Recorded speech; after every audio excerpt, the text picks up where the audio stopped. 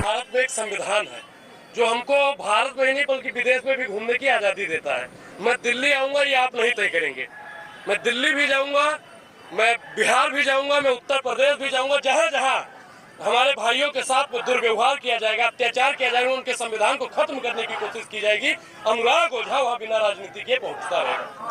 आज जो है कि SC/ST का वर्गीकरण किया जा रहा है, आप सहमत है इससे? आप नहीं, आप बताइए नहीं कि ब्राह्मण लोग सहमत नहीं है इससे और आप ब्राह्मण हैं। नहीं, देखिए, ब्राह्मण बाबा साहब के साथ में खड़ा था। जब बाबा साहब भीमराव अंबेडकर जी ने मनुस्मृति का दहन किया था, जलाया था, तो उनके साथ में कौन खड़ा था? आप बताइए, बोलिए, तेज बोलिए, तेज खाके नहीं आए हैं।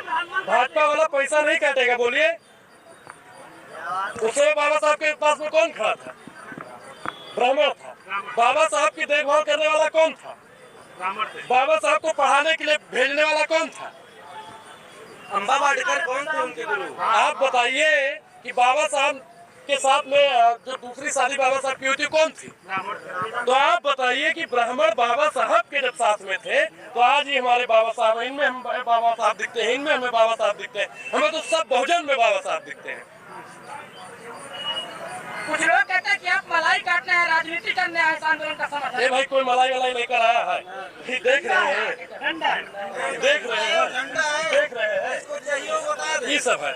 और ये हमारे पास में है ना पावर, ये दोनों है, डंडा और ये डंडा, हम इसका प्रयोग इस माध्यम से करते हैं।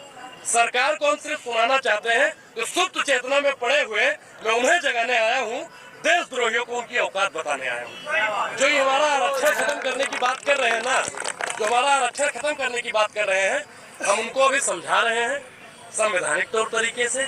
बाकी समझदार के लिए इशारा काफी है। भीम आर्मी जातिगत जनगणना की मांग करे और अक्सर प्रमुख कह रहे हैं कि इससे हंगामा हो जाएगा। एक चीज बताइए कि जातीय जनगणना की बात तो इंडिया गठबंधन पूरा कर रहा है, लेकिन भाजपाइयों को दिक्कत हो रही है। उत्तर प्रदेश में जाति के आधार पर मारा जा रहा है, जाति के आधार पर घर जलाया जा रहा है, जाति के आधार पर बलात्कार भी किया जा रहा है। लेकिन साहब, इनको जातीय जनगणना नहीं करवानी है।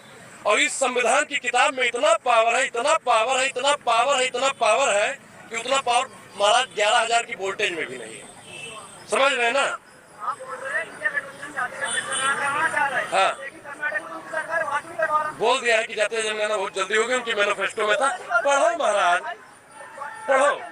अरे बोल दे। एक चीज बताइए, उनकी कर्नाटक में सरकार है, आपने बताया, ठीक, उनकी सरकार है, लेकिन वो कह रहे हैं ना कि बहुत जल्दी हम करवाएंगे। हम तो कह रहे पूरे देश में। सुनिए साहब, सुनेंगे? एक मिनट, एग्जाम्पल क्या बात कर रहे हैं? दिल्ली से सटा हुआ राज्य कर्नाटक है कि बिहार है? बताइए, बिहार में जातीय जनगणना हुआ कि नहीं हुआ? हुआ ना? तो फिर आप क्यों करें कि इंडिया गठबंधन वाले नहीं करा रहे हैं? जब बिहार में जातीय जनगणना हुआ तो क्या उस समय एनडीए की सरकार थी, इंडिया गठबंधन की सरकार थी? बताने का काम करें आप लोग। अनुराग भाई, लोग कहते हैं, जब आपकी बाइट देखते हैं तो लोग कहते हैं कि ये दलितों का ये भविष्य में वो चुनाव लड़ेंगे और चुनाव लड़ने के बाद दलितों का साधने की पूरी तरह से कोशिश अनुराग ओझा पर ब्लेम लगाया जा रहा है। मैं एक बात स्पष्ट कर दूं, राजनीति करना मेरा मकसद नहीं।